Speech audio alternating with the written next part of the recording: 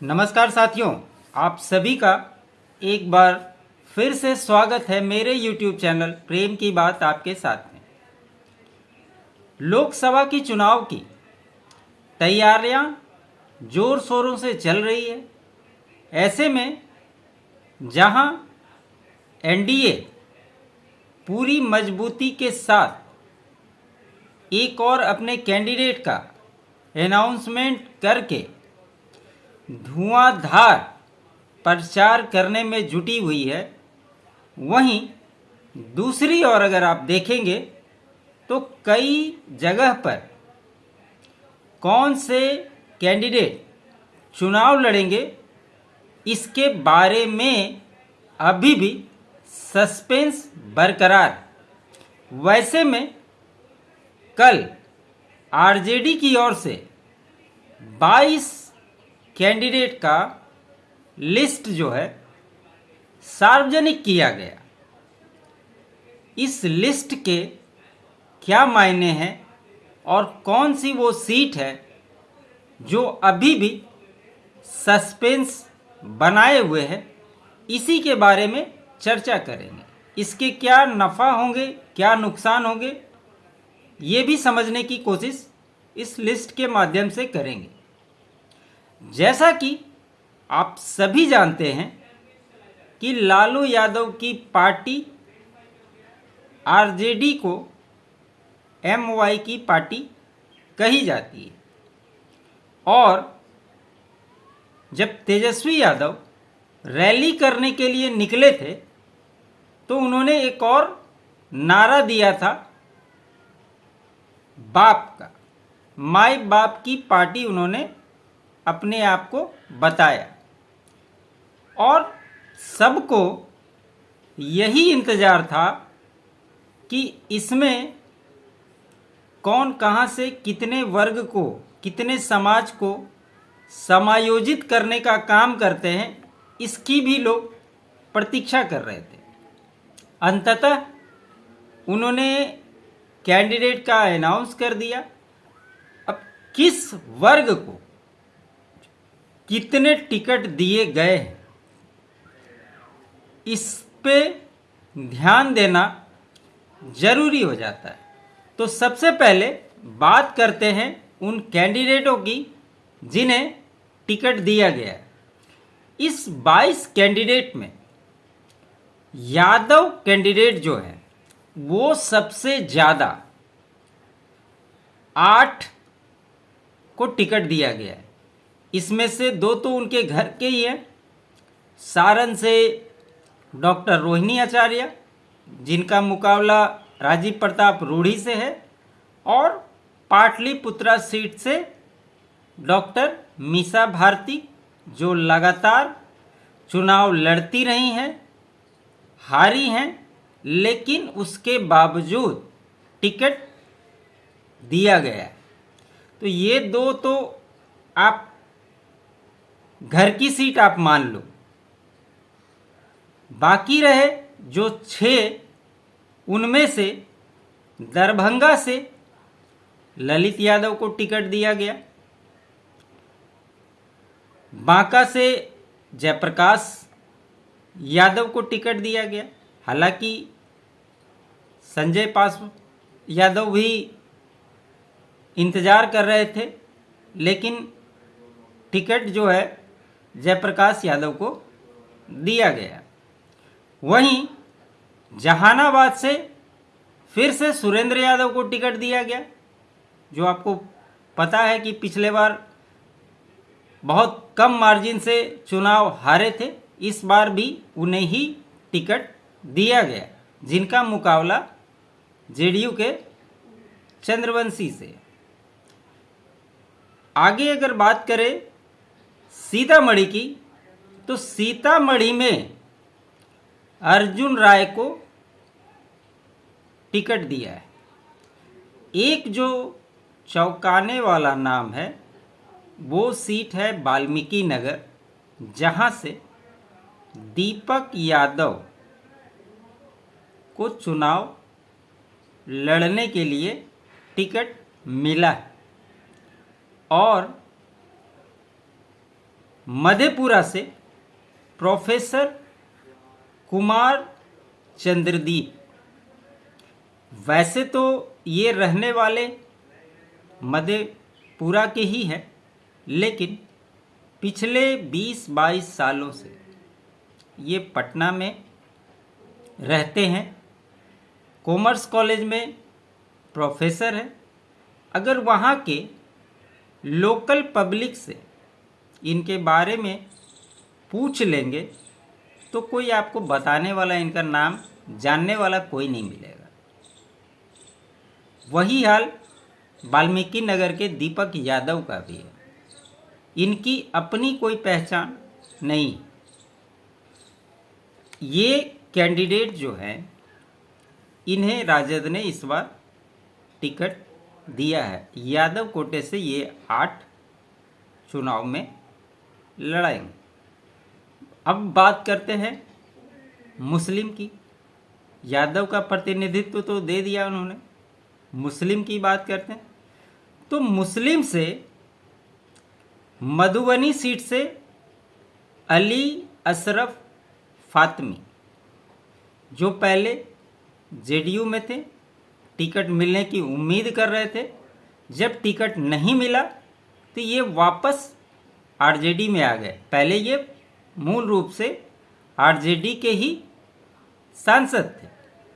जब उधर से टिकट नहीं मिला तो वापस आरजेडी में आ गए और इन्हें मधुबनी से टिकट दिया गया है।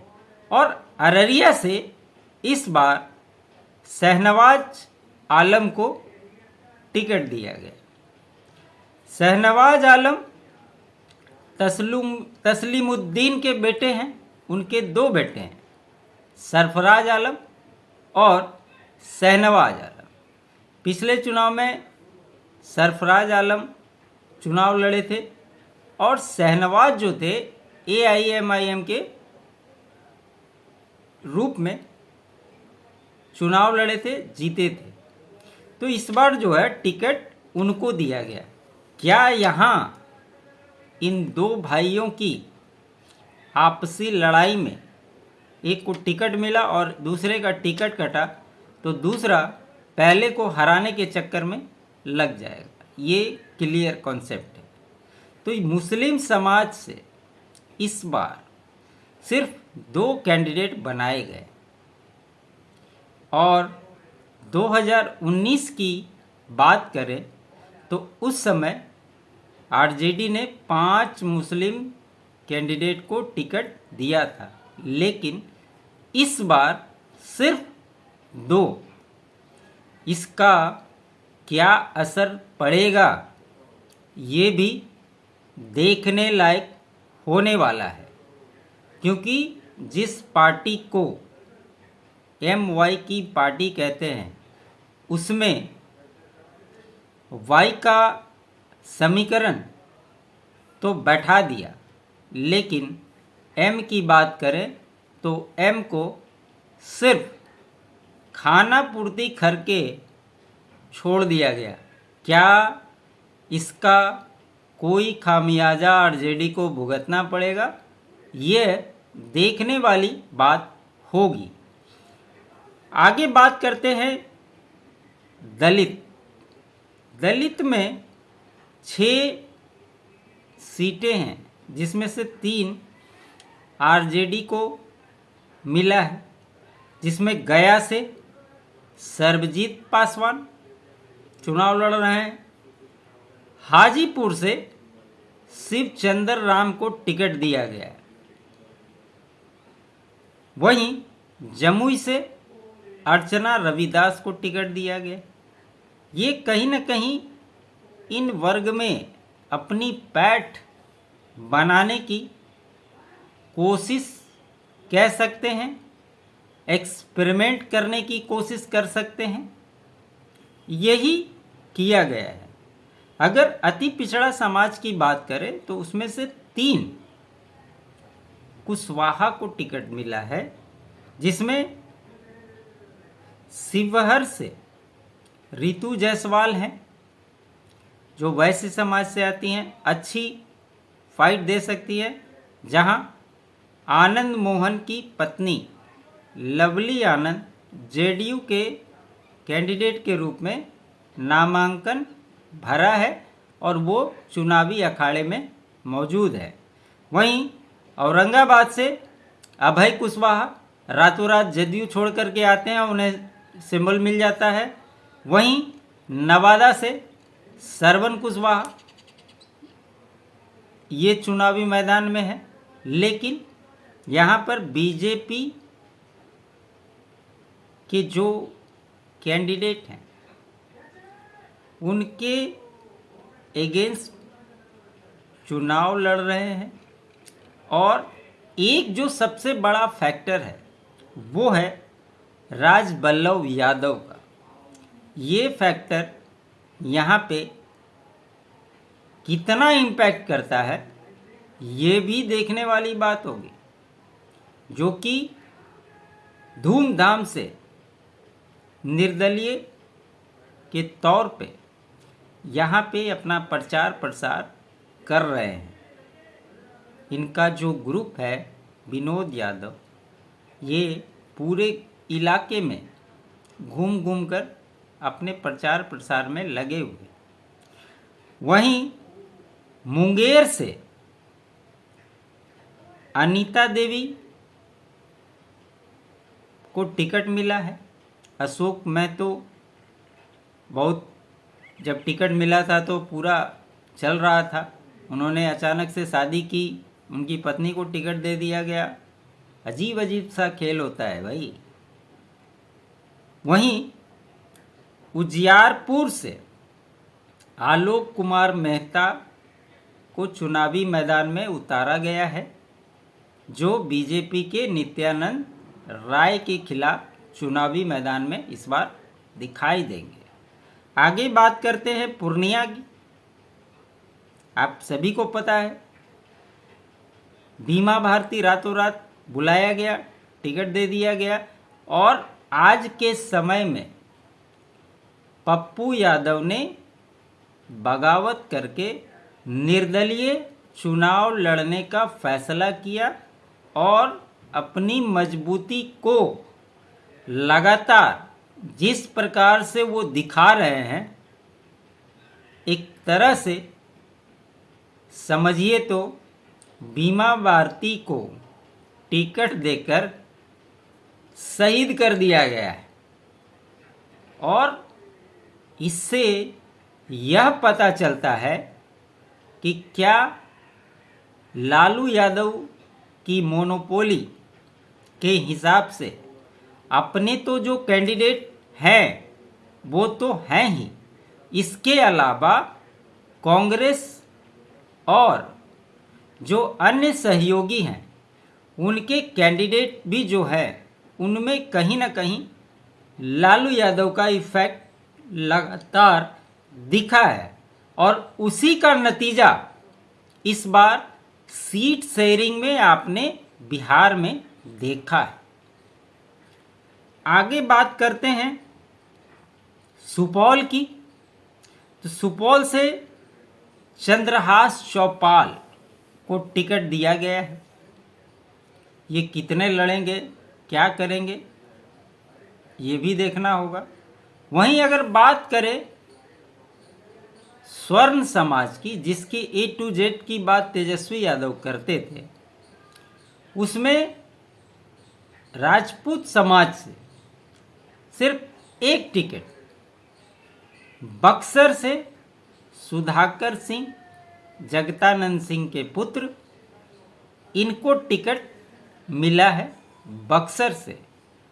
और सबसे चौंकाने वाला जो नाम इस लिस्ट में है वो है वैशाली से मुन्ना शुक्ला का प्रत्याशी बनना।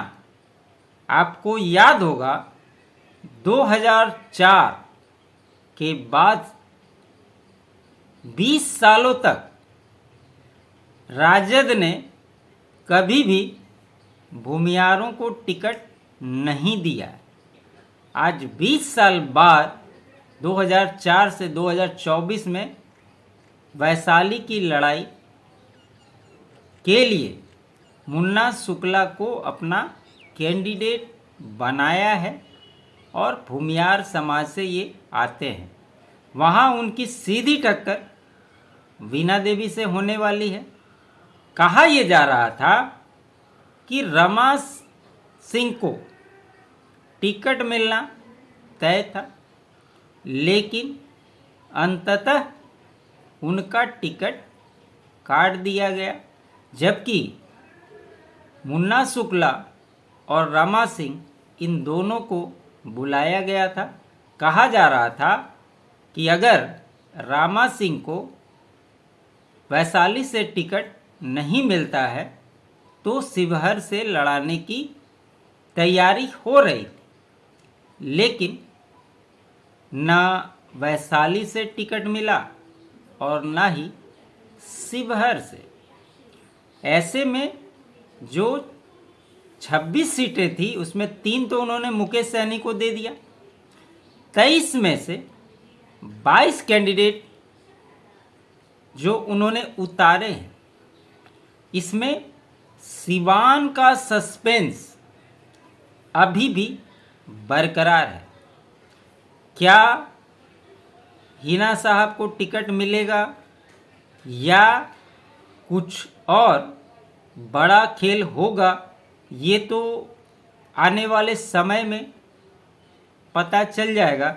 जिस प्रकार से शहाबुद्दीन का दबदबा रहा है वो ये बताता है कि अभी जानबूझकर सिवान को सस्पेंस में रखा गया है और अंतिम समय में जो पहले चरण के चुनाव हैं ये सारे हो जाएंगे और जब नॉमिनेशन का अंतिम क्षण आएगा उसके अकॉर्डिंग वो कैंडिडेट को फाइनल करेंगे, ताकि दूसरी सीटों पर इसका इम्पैक्ट ना पड़े, मुस्लिम वोटों का ध्रुवीकरण ना हो। इसलिए इस सीट को सस्पेंस बनाकर छोड़ दिया गया है। इसका क्या फ़ायदा होगा, क्या नुकसान होगा, ये तो आने वाले वक्त में पता चलेगा। मुकेश सैनी कितने बड़े फैक्टर होने वाले हैं वो भी, उनकी भी अग्नि परीक्षा है, वो भी देखना होगा। और जहां एक और सबसे बड़ी बात, एनडीए एकजुट होकर खुद नरेंद्र मोदी जो सत्ता में हैं उसके बावजूद एक मिशन मोड में लगातार काम कर रहे हैं। एक एक दिन में 3-3, 4-4 सभाएं कर रहे हैं, रैलियां कर रहे हैं। वहीं दूसरी ओर अगर आप राजद को देखेंगे तो आराम से जाते हैं, एक सभा करते हैं, घूम फिर करके आ जाते हैं, मस्त आराम करते हैं और क्या तैयारी करते हैं, क्या स्ट्रेटजी प्लान करते हैं ये तो वो जाने।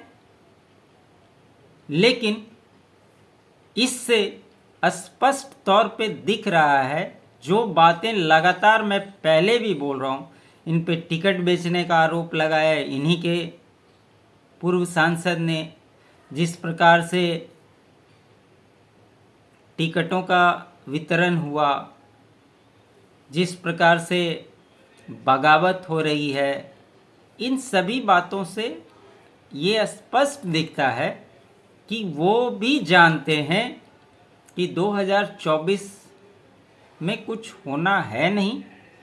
25 बिहार विधानसभा की तैयारी के हिसाब से ये जो जितने सारे आप एक्सपेरिमेंट देख रहे हैं, जो जो चुनावी कैंडिडेट इस बार उतारे गए, ये सारे आपको नज़र आएंगे अप्रत्याशित रूप से बदले हुए इनके रिजल्ट आने के बाद और 2025 के विधानसभा चुनाव में सिर्फ एक रणनीति के तहत इम्प्लीमेंट किया जा रहा है। आने वाले समय में क्या इसमें नया ट्विस्ट आता है, देखना दिलचस्प होगा। तो हमने ये बताने की कोशिश की है कि राजद ने जिन उम्मीदवारों को मैदान में उतारा है ये कितने बड़े लड़ाके हैं या ये चुनाव में सूतली बम निकलेंगे, आपकी क्या राय है ये भी आप ज़रूर कमेंट सेक्शन में बताएं। इस विश्लेषण को यहीं समाप्त करते हैं। विश्लेषण अच्छा लगे लाइक करिए, शेयर कीजिए और चैनल को सब्सक्राइब नहीं किया है तो चैनल ज़रूर सब्सक्राइब कर लें। आप तमाम साथियों का बहुत बहुत धन्यवाद।